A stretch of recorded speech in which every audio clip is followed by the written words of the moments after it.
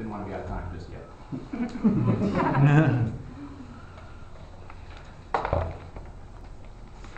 So you're giving a speech tonight. You're all ready for it. You come into the club, you have your speech memorized, everything's ready, and then you suddenly realize, dagnabbit, I forgot the stupid SD card. How many times has that happened to people in the room? We have this really wonderful tool back here, this nice video camera, that we can bring these SD cards in and record our speeches to watch later so we can review and kind of figure out what we're doing wrong and how we can improve. But it's not the best tool. Fellow Toastmasters, honored guests, I have a proposal tonight to try and improve this technology and make it easier to use and available to everyone in the club. First off, I want to talk a little bit about why it's important to video your speeches. And secondly, I'm going to give you my actual proposal, and we're going to end with a little Q&A session about the proposal itself. First off, videotaping your speeches is a vitally important and excellent tool for improving your overall speaking style. For one thing, it is really good to be able to sit here and see what it is that you're doing, because you can find all those little ticks and foibles that you do and try and help yourself not do them anymore. For example, pretty much 90% of the time when I come up to speak, right before I start speaking, I always do this. I adjust my glasses. It's a mental thing that I've been doing pretty much since high school when I first started debating. But I never really noticed I was doing that until I actually started videotaping myself and seeing myself doing that. And now I can kind of work on trying to stop myself from messing with the stupid glasses, which I have to put on because I can't see anything now. Other things you can do, of course, is other little ticks and foibles you have, like, for example, maybe putting your hands up here or doing other odd things with your body. You can see yourself doing those things, and you can work on trying to improve them. You can also check on your vocal inflection, how you're speaking, how clearly you're speaking, and see how it compares. It's a great tool for helping yourself learn more. But unfortunately, the tool we have to use it requires that everybody goes out and buys an SD card, and everybody remembers to bring it every single time. And if you get a speech the last minute, you do a hot seat or something like that, you can forget the SD card. So my proposal is to use an internet tool to help us with this. How many of you have heard of a little thing called YouTube? What I would like to do, and this is not something that the club is going to start doing immediately, it's a proposal that we're putting out there for the club members to think about and give some suggestions on. But what I would like to do is set up an account in YouTube for the Lake Oswego Toastmasters group. And we would buy an SD card for the club itself, a couple of big SD cards, and every single speech and evaluation would be recorded. I would then take that SD card and I would upload those videos to YouTube.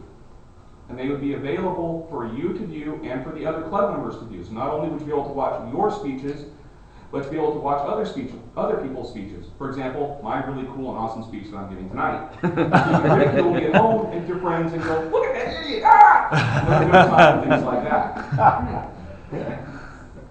Now I understand there might be a few concerns about this. First off, this would obviously be voluntary. If you don't want to be recorded, you can opt out. But for the most part, I think most of us would agree that being recorded and having those speeches available would be a good thing. Secondly, I can set the YouTube account up so that only the Lake Oswego Toastmasters members would have access to it, and only we would be able to see the speeches. So it would not be publicly available for everyone to go out on YouTube, type in our names, and see everything that we've done at Toastmasters. It would just be the members of the Lake Oswego Toastmasters Club that will be able to see the speeches. Some potential benefits of this particular project. One, you wouldn't have to remember to bring the stupid SD card, which we always forget. Two, you'd be able to look at other people's speeches and see how cool they are and or areas that you can copy from them and improve.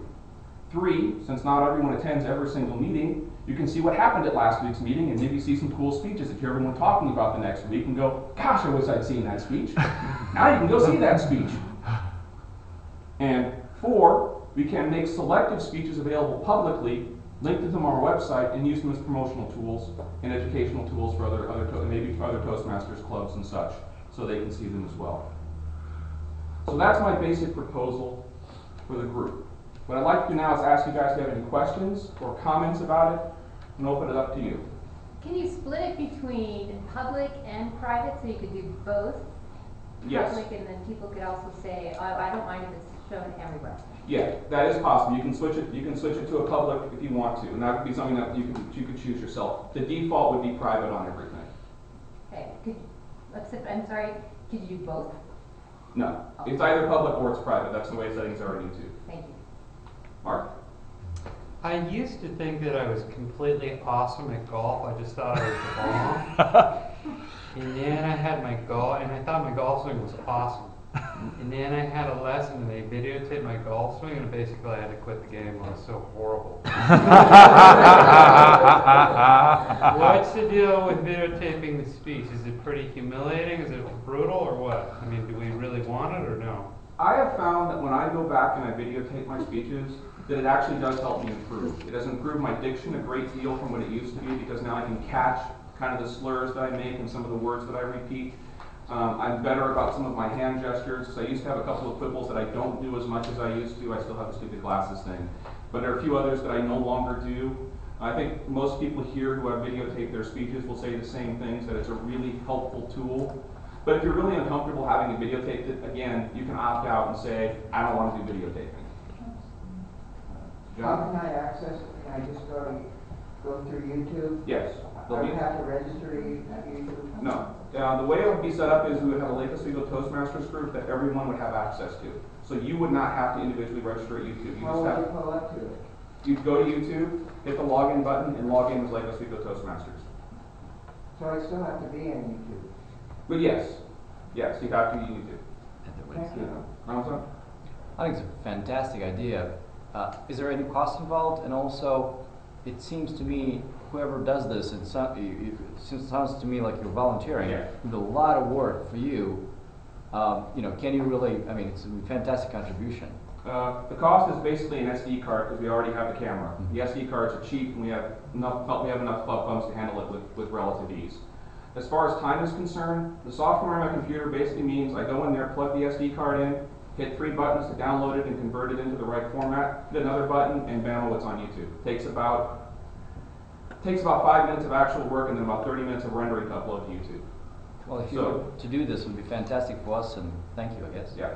I'm terribly sorry we just hit the red light, and I don't have time for more questions.